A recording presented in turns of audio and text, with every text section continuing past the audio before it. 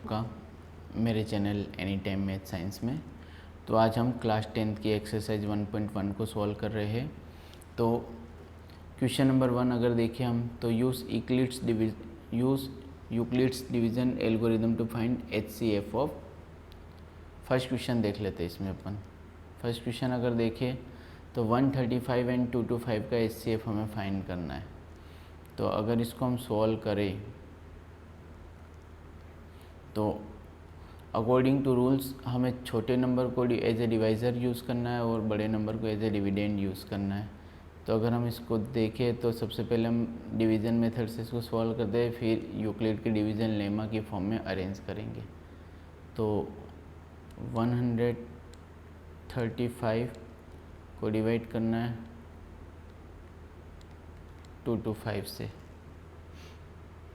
तो 1 time divide होगा ये, यस 1 टाइम, तो 135 आएगा।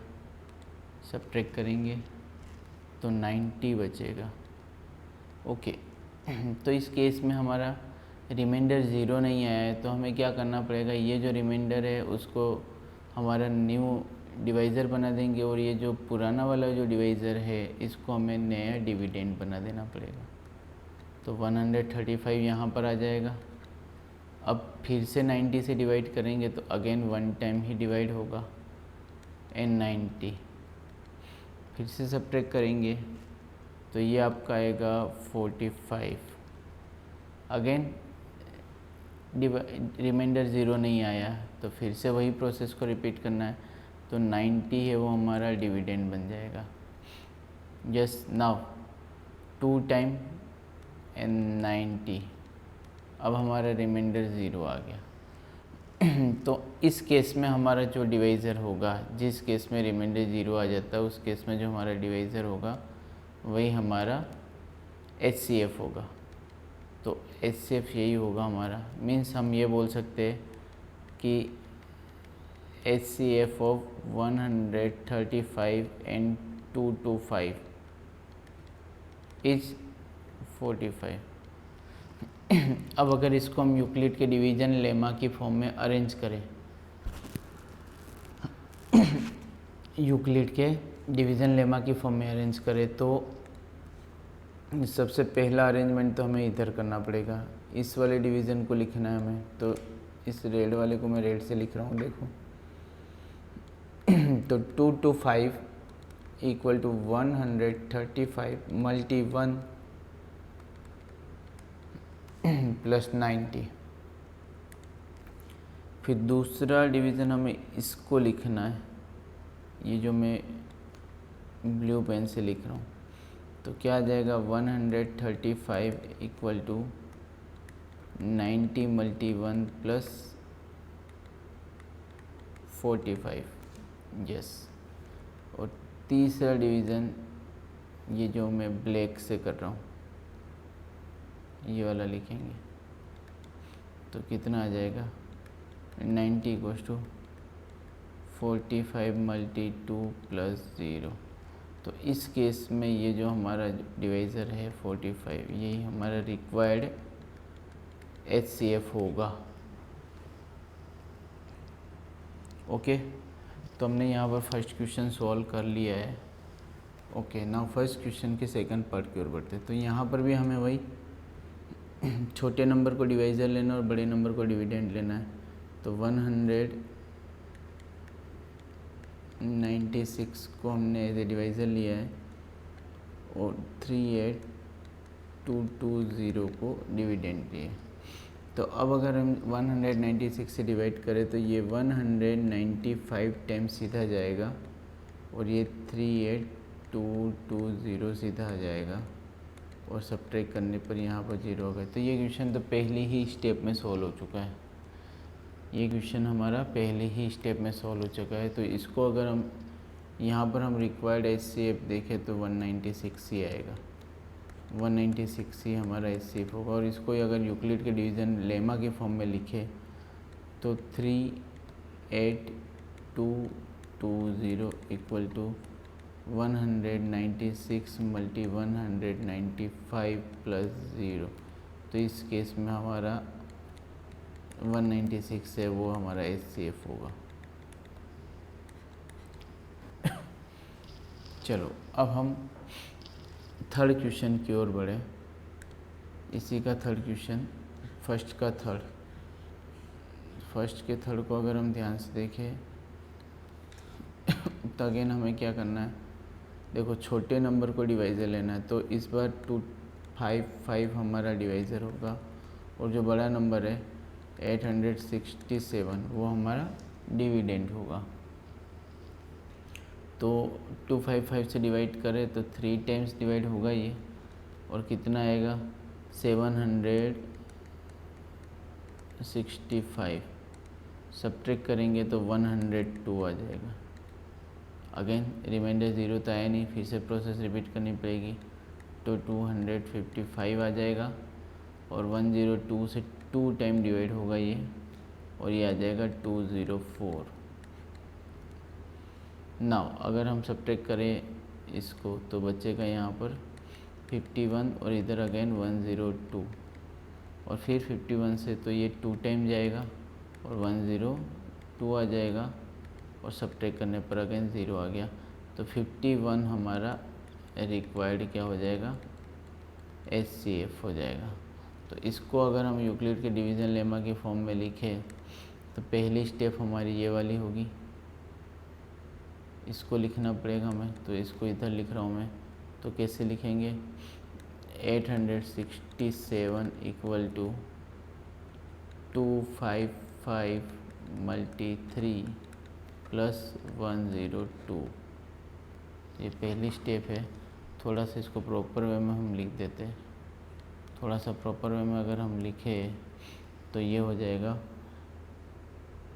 867 इक्वल टू 255 मल्टी 3 प्लस 102। अब दूसरी स्टेप अगर हम देखें तो दूसरी स्टेप हमारी ये वाली होगी,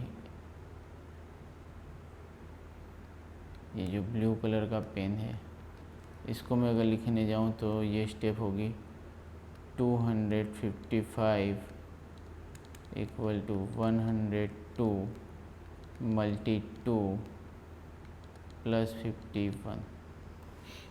और तीसरी स्टेप हमारी ये वाली होगी जो मैं ग्रीन से शो कर रहा हूँ यहाँ पर। तो ये क्या हो जाएगी 102 इक्वल टू 51 मल्टी 2 प्लस 0। तो जहाँ पर भी 0 आ जाता है वही हमारा रिक्वायर्ड HCF होता है। तो हमने यहाँ पर HCF निकाल दिया। तो मैं ऐसा लिख सकता हूँ कि HCF of 867 and 255 equal to 51। तो इस तरीके से हमारा फर्स्ट क्वेश्चन यहाँ पर ख़त्म होता है। अब हम सेकंड क्वेश्चन की ओर बढ़े। सेकंड क्वेश्चन क्या बोल रहा है, सो दैट एनी पॉजिटिव और integer is of the form of 6q + 1, 6q + 3 and 6q + 5 where q is some integer. तो अगर हम इसको देखें तो यूक्लिड का डिवीज़न लेमा क्या बोलता है कि a = bq + r होता है, a = bq + r होता है। ये यूक्लिड का डिवीज़न लेमा बोलता है। ठीक है, इसमें a हमारा डिविडेंड है, b हमारा डिवाइज़र है, q क्वोशेंट है और r रिमाइंडर है। जहाँ पर r की वैल्यू क्या होती, जहाँ पर r की वैल्यू b से हमेशा छोटी होगी और r की वैल्यू 0 के बराबर या 0 के इक्वल हो सकती है। ठीक है, तो अगर हम इस क्वेश्चन में देखें 6q + 1, 6q + 3 और 6q + 5, तो यहाँ पर हमें b की वैल्यू जो दिख रही है वो 6 दिख रही है। तो b की वैल्यू अगर हम यहाँ पर 6 रखें तो a की वैल्यू क्या क्या पॉसिबल हो सकती है वो देखें। तो a की पॉसिबल वैल्यूज़ को अगर हम देखें, पॉसिबल वैल्यूज़ ऑफ a, तो क्या होती है 6q। देखो यहाँ पर a की पॉसिबल वैल्यूज़ लिखने से पहले मैं देखूँ यहाँ पर अगर b की वैल्यू 6 है तो r की पॉसिबल वैल्यूज़ क्या होती है। देखो r की वैल्यू क्या लिखेंगे हम, <6 और greater than equal to 0। ये तो हमारी r की वैल्यू आ जाएगी यहाँ पर। तो मैं यहाँ से इस इक्वेशन को अगर इस इनइक्वलिटी को सॉल्व करूँ तो आर की क्या क्या पॉसिबल वैल्यूज़ होगी। आर की वैल्यू 0 हो सकती है, 1 हो सकती है, 2 हो सकती है, 3 हो सकती है, 4 हो सकती है एंड 5 हो सकती है। 6 नहीं हो सकती क्योंकि आर की वैल्यू 6 से हमेशा छोटी होगी। तो अगर इस हिसाब से हम देखें तो आर देखो, तो ए की पॉसिबल वैल्यूज़ क्या होगी। तो ए की पहली पॉसिबल वैल्यूज़ हम यहाँ पर लिखें तो ए की पहली possible value a equals to 6q + 0, ठीक है। तो 6q + 0 का मतलब तो ये होता है कि a इक्वल टू 6q, यह a की पहली पॉसिबल वैल्यूज़ है, मतलब r की जगह हमने 0 पुट किया। दूसरी पॉसिबल वैल्यूज़ क्या होगी a की कि a इक्वल्स टू 6q + 1, ये दूसरी पॉसिबल वैल्यूज़ है। तीसरी पॉसिबल वैल्यूज़ क्या होगी a इक्वल्स टू 6q + 2, तीसरी पॉसिबल वैल्यूज़ आ गई। चौथी पॉसिबल वैल्यूज़ देखें तो क्या होगी a इक्वल्स टू 6q + 3।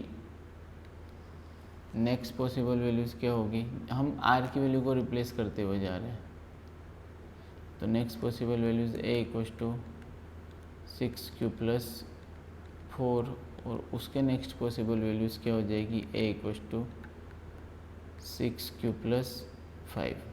तो अब अगर हम ध्यान से देखें तो ये वाली जो वैल्यू है वो इवन है, क्यों, क्योंकि r इवन है। ये वाली वैल्यू है वो कैसी है, ओड है।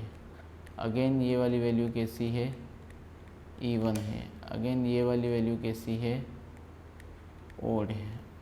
ये वाली वैल्यू कैसी है, इवन। और ये जो लास्ट वाली वैल्यू है उसको हम क्या बोलेंगे, ओड वैल्यू बोलेंगे। क्यों, क्योंकि यहाँ पर आर की वैल्यू ओड चल रही है और इवन वाले में आर की वैल्यू इवन चल रही है।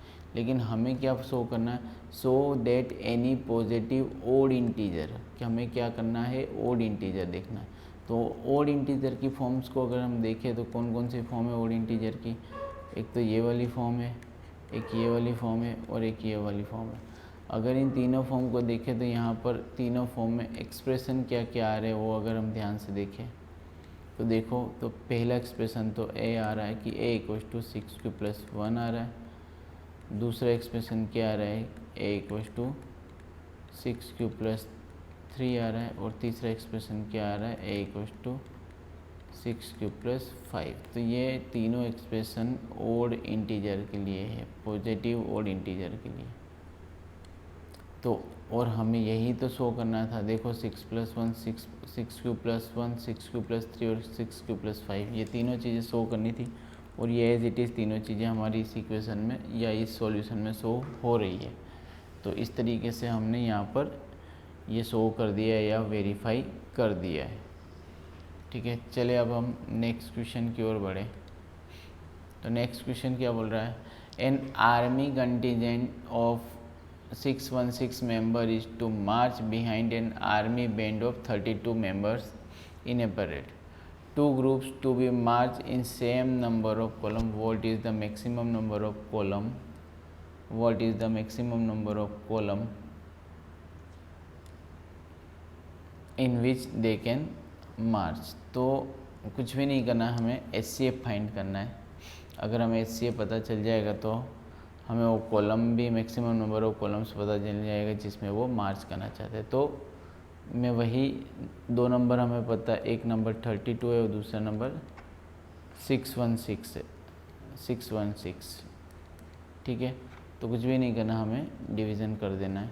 तो मैं 32 को 616 से डिवाइड करूँ तो कितना आएगा, 32 को 616 से डिवाइड करें हम तो ये आएगा 19, आई थिंक 19 टाइम जाएगा, ठीक है। तो एक बार फिर से वेरीफाई कर लेते हैं।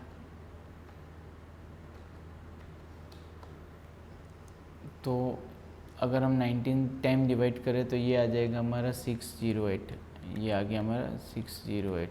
तो सब्ट्रैक्ट करने पर कितना बचेगा, 8 बचेगा, ठीक है, 8 बचेगा और इधर से आ जाएगा 32।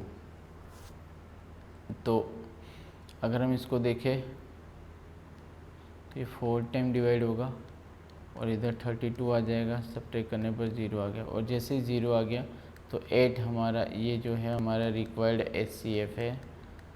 तो मैक्सिमम नंबर ऑफ कॉलम की बात करें, अगर मैं हम बोले मैक्स नंबर ऑफ कॉलम, तो कितने हो जाएंगे, 8 कॉलम हो जाएंगे, ठीक है। तो यहाँ पर हमें समझ में आ गया कि वो 8 कॉलम्स होंगे। अब नेक्स्ट क्वेश्चन देखें। हाँ, तो क्वेश्चन नंबर 4 में अगर हम देखें तो क्वेश्चन नंबर 4 क्या बोलता है, यूज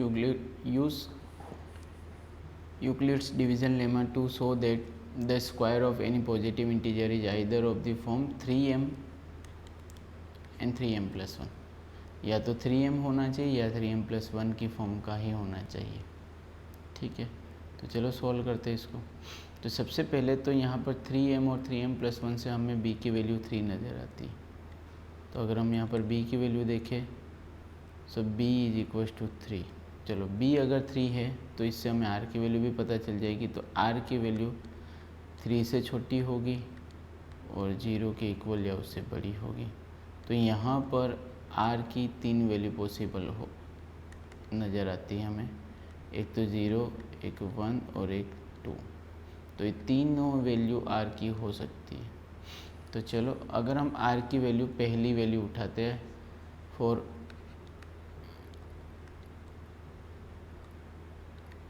r = 0। अगर मैं r = 0 की बात करूं तो यहाँ पर अगर हम यूक्लिड्स डिवीज़न लेमा लिखे तो a क्या होता है, 3q + 0। नाउ इसने क्या बोला, स्क्वायर करना है हमें, स्क्वायर पॉजिटिव इंटीजर का स्क्वायर 3m की फॉर्म का होना चाहिए। तो देखिए, तो मैं पहले स्क्वायर कर देता हूँ। अगर हम स्क्वायर कर दे तो ये हो जाएगा a² और इधर से 3q + 0 तो 3q ही होगा, तो ये 3q का होल स्क्वायर। इसको अगर हम ओपन करें तो a² = 9q²। थोड़ा हम इस साइड आ जाते हैं। तो a² = इस 9 को हम 3 × 3 भी लिख सकते हैं, 3 × 3 और पीछे q² का q²। अब अगर इस 3q² को हम m मान लें, लेट 3q² = m, तो a² की वैल्यू क्या आ जाएगी, a² = 3m। तो पहली बात तो प्रूव हुई यहाँ पर। अब अगर आगे देखें, r की वैल्यू फॉर r = 1 के लिए भी करके देख लेते हैं हम। तो 1 के लिए अगर देखें तो a की वैल्यू क्या हो जाएगी, यहाँ पर a = 3q + 1। तो स्क्वायरिंग करनी है हमें सबसे पहले तो दोनों साइड अगर हम स्क्वायरिंग करें तो क्या हो जाएगा, a² = 3q + 1 का होल स्क्वायर हो जाएगा, 3q + 1 का होल स्क्वायर। तो इसको हमें ओपन करना पड़ेगा, तो फॉर्मूला तो हमें आता ही है। तो चलो हम इधर ही लिख लेते हैं। तो a² = a + b का होल स्क्वायर कर सकते हैं हम। तो सबसे पहले नंबर का स्क्वायर +2 ×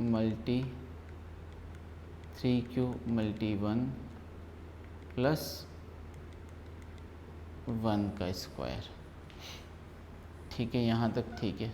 अब इसको अगर हम थोड़ा सा सॉल्व कर ले तो a² = देखो 3q का स्क्वायर है तो ये 9q² हो जाएगा, प्लस 3 × 2 तो ये 6 हो जाएगा, 6q और इधर से +1 है। ओके, चलो, तो अगर यहाँ पर मैं इन दोनों में से 9q² और 6q में से अगर मैं 3 कॉमन ले लूँ तो ये क्या हो जाएगा, a² इक्वल्स टू, ध्यान से देखना मैं यहाँ पर 3 कॉमन ले रहा हूँ इन दोनों में, तो यहाँ पर तो ये 3q² बच जाएगा और इधर से क्या बच जाएगा, 2q बच जाएगा, ठीक है, और +1 यहाँ पर है ही। अब अगर हम ध्यान से देखें तो ये जो अंदर जो कॉमन लेने के बाद ये जो अंदर बचा है, ये जो डिजिट बची, इसको मैं m मान लूँ तो क्या हो जाएगा, लेट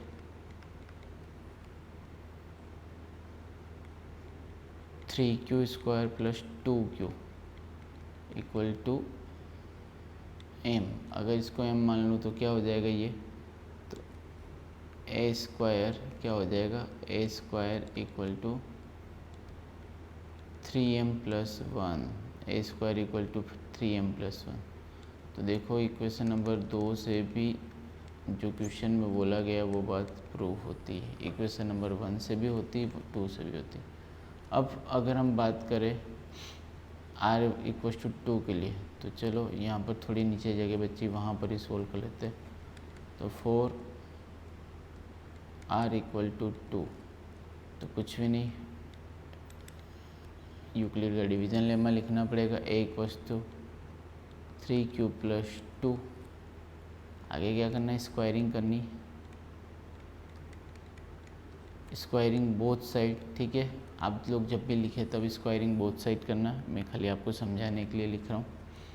तो जैसे स्क्वायरिंग बोथ साइड करेंगे तो इधर a² हो जाएगा और इधर से 3q + 2 का होल स्क्वायर हो जाएगा। अब अगर हम इसको फर्दर सॉल्व करें तो कैसे करेंगे, देखिए ये a² का a² इक्वल टू, तो यहाँ पर 3q का होल स्क्वायर + 2 × 3q × 2 + 2 का होल स्क्वायर, ठीक है। अब इसको अगर हम सॉल्व करें थोड़ा सा, तो a² = 2 इक्वल टू क्या हो जाएगा, 3q का स्क्वायर हो जाएगा, तो ये क्या हो जाएगा, 9q² प्लस, अब ये 2 × 3q × 2 है, तो 2 3 = 6 और 6 2 = 12, है ना। तो ये हो जाएगा आपका 12q + 2 का स्क्वायर 4, ठीक है। अभी यहाँ पर थोड़ी सी जगह हम यहाँ पर ही सॉल्व कर देंगे।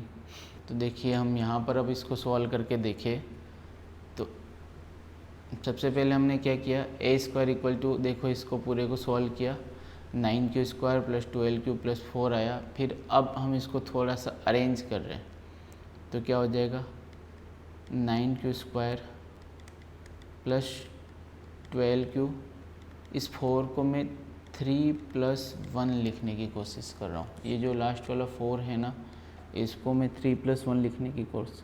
अब ये जो 3 टर्म्स है, इन 3 टर्म्स में से मैं 3 कॉमन लेता हूँ, तो क्या होगा, a² इक्वल टू 3 तो कॉमन आ जाएगा, तो बचेगा क्या, इधर से 3q², इधर से 4q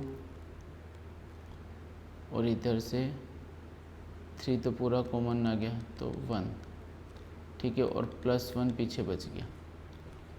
अब अगर हम ये जो ब्रैकेट में है इसको m मान ले, late 3q² + 4q + 1 equal to m मान लूँ मैं अगर इसको, तो यहाँ लिख रहा हूँ मैं ऊपर की साइड में, तो क्या हो जाएगा, थोड़ी सी जगह कर लेते हैं हम। तो ये पूरा प्रोसेस हम अब यहाँ लिखेंगे। तो देखो इसको अगर m मान लेंगे तो a² इक्वल टू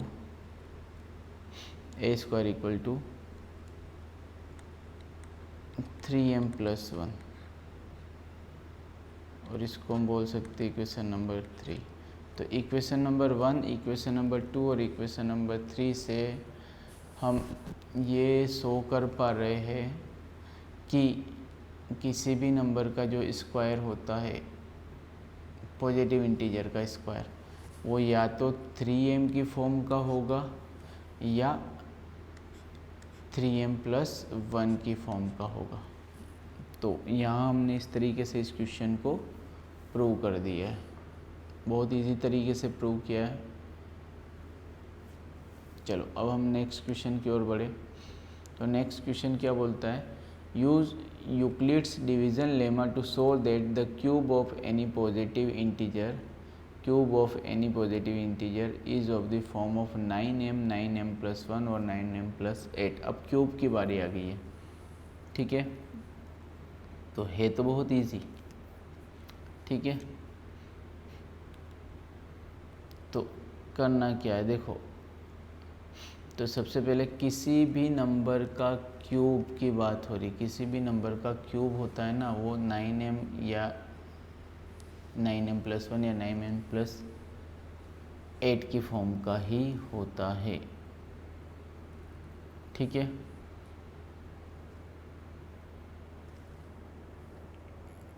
तब हम इसको सॉल्व करें।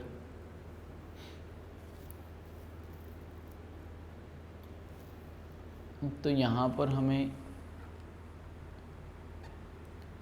जो यूक्लिड का डिवीज़न लेमा होता है a=bq+r वाली फॉर्म, तो यहाँ पर जो b की वैल्यू होगी, वो हमें 3 लेनी पड़ेगी। क्यों? तभी तो इसका क्यूब होगा वो 9 के आसपास आएगा, 9 या 9m+1 या 9m+8। तो अगर हम b 3 लेते हैं तो इससे हमारी r की वैल्यू रेस्ट्रिक्ट हो गई। r की वैल्यू हमें पता चल जाएगी कि r की वैल्यू क्या होगी। r की वैल्यू या तो 0 होगी या 1 होगी या 2 होगी, ठीक है। तो अब यहाँ पर r की वैल्यू या तो 3q करनी है या 3q+1 करनी है या 3q+2 करनी है, और फिर इनका स्क्वायर ये क्यूब करते जाना है। तो अब देखो क्यूब करें हम, तो अगर मैं फॉर r=0 के लिए करूँ तो a=3q+0। अब इनका क्यूब करना है, तो a³ 3q का क्यूब, तो a³ = 3 का क्यूब 27 होता है, और क्यूब का क्यूब कर दिया हमने। इस 27 को हम थोड़ा सा ब्रेक करें तो a= क्या हो जाएगा, मैं इसको 9×3 कर दूँ तो कोई प्रॉब्लम है क्या? नहीं है, कोई प्रॉब्लम। 9×3 भी सेम ही चीज़ होती है, 27 ही होता है 9×3। तो ये तो आ गया हमें। अब अगर हम लेट 3q का क्यूब, इसको मैं मान लेता हूँ m, तो अगर हम यहाँ पर लिखें तो a³ की वैल्यू क्या हो जाएगी, 9m। तो देखो पहली बात हमने प्रूव कर दी कि या तो 9m की फॉर्म का होगा या 9m+1 की फॉर्म का होगा या 9m+2 की फॉर्म का होगा, ठीक है।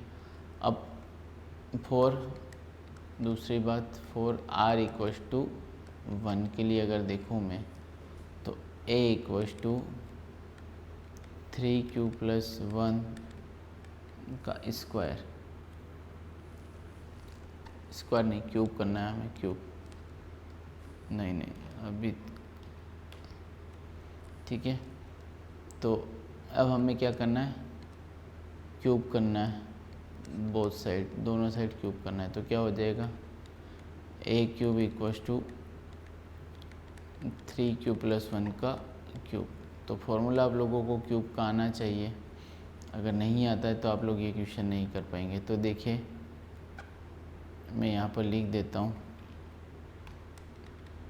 a+b का होल क्यूब होता है तब क्या होता है कि ए का क्यूब प्लस बी का cube plus 3a² plus 3ab²। इस तरीके से इसको सॉल्व किया जाता है। चलो अब अगर हम यहाँ पर ध्यान से देखें तो मैं इस यहाँ पर लिखूँगा तो a क्यूब इक्वल टू सबसे पहले 3q का क्यूब प्लस 1 का क्यूब प्लस 3 × a², मतलब 3q का स्क्वायर मल्टी 1 और प्लस 3 × 3q मल्टी 1 का स्क्वायर। तो अब इसको अगर हम सॉल्व करें ए क्यूब इक्वल टू, तो ये क्या हो जाएगा 27q का क्यूब प्लस 1 का क्यूब तो 1 ही होता है। अब 3 × 3q², तो इसको अपन क्या लिख सकते हैं 27, है ना, क्योंकि 3 का स्क्वायर 9, 9 3 या 27 q² प्लस इसको क्या लिख सकते हैं 3 3 जा 9q और 1 का स्क्वायर तो 1। अब इसको थोड़ा सा रीअरेंज कर ले तो a cube equals to 27q³ plus 27q² plus 9q और प्लस 1। तो यहाँ से हम 9 कॉमन ले ले, अगर मैं यहाँ से 9 कॉमन ले लूँ तो अंदर क्या बच जाएगा, अंदर 3 बच जाएगा, 3q³ प्लस इधर 9 कॉमन आ जाएगा, इधर भी 3q² प्लस इधर तो q बच जाएगा और लास्ट में इधर 1 बच जाएगा।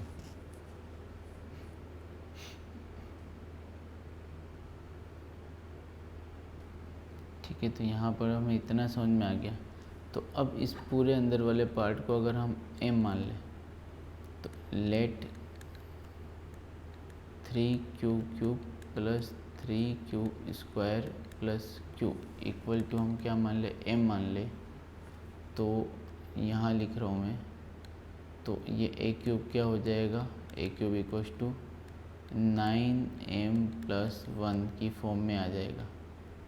देखो ध्यान से 9m+1 की फॉर्म में आ गया। तो पहला वाला भी हमने प्रूव किया कि ये 9m की फॉर्म में होता है और इससे भी प्रूव कर दिया कि 9m+1 की फॉर्म में होता है। अब लास्ट 9m+8 के लिए प्रूव करना है तो वो r इक्वल्स टू 2 रखना पड़ेगा और 8 के लिए अपना प्रूफ हो जाएगा। तो चलिए वो भी कर लेते हैं हम। फॉर r इक्वल्स टू 2, ये मैं मिटा रहा हूँ। अगर किसी को समझ में नहीं आया है तो वीडियो रिवाइंड करके देख ले तो समझ में आ जाएगा। चलिए तो अब हम करते हैं फॉर r इक्वल टू 2 के लिए। अगर r इक्वल टू 2 रखते हैं तो a इक्वल टू क्या हो जाएगा 3q प्लस 2। अब क्या करना है, हमें क्यूब करना है दोनों साइड। तो a³ equals to 3q plus 2 का होल क्यूब। तो फॉर्मूला तो वही है अभी हमने देखा। तो a³ equal to direct formula apply करेंगे हम, 3q का क्यूब प्लस b का क्यूब मतलब 2 का क्यूब प्लस 3 × a² मतलब 3q का स्क्वायर 3a² b और प्लस इधर कर रहा हूँ तो 3 × a और b²। अब हम इसको अगर सॉल्व करें तो a³ इक्वल टू 27q का क्यूब प्लस 2 का क्यूब 8 प्लस अब 3 का स्क्वायर 9 और 9 का 3 से मल्टीप्लाई किया तो 27 और 27 मल्टी 2 54, ये आ गया आपका 54 q square, 54 q square. Okay, कैसे आया? इस 3 का स्क्वायर किया, 3 का स्क्वायर 9, 9 को जब 3 से मल्टीप्लाई किया 27, 27 को 2 से मल्टीप्लाई किया 54। अब फिर आगे अगर हम सॉल्व करेंगे तो 3 का स्क्वायर 9 और 9 4 जा, क्योंकि 2 का स्क्वायर 4 होता है, तो ये 36 क्यू। इसको थोड़ा सा रीअरेंज कर ले तो a q equals to 27 q cube plus 54 q square plus 36 q plus 8।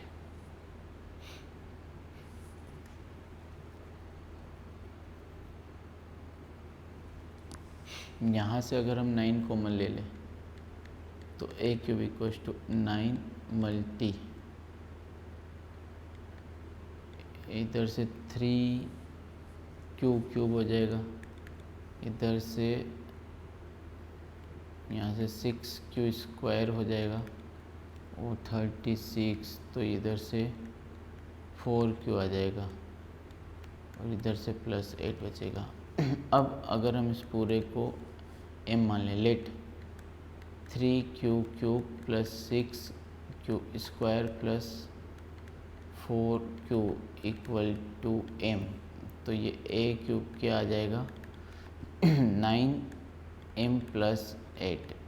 तो देखो r की वैल्यू 0 के लिए 9m आया, r की वैल्यू 1 के लिए 9m प्लस 1 आया और r की वैल्यू 2 के लिए 9m प्लस 8 आ चुका है। तो इस तरीके से हमने इसको सॉल्व कर दिया या प्रूव कर दिया या वेरीफाइड कर दिया, वेरीफाइड।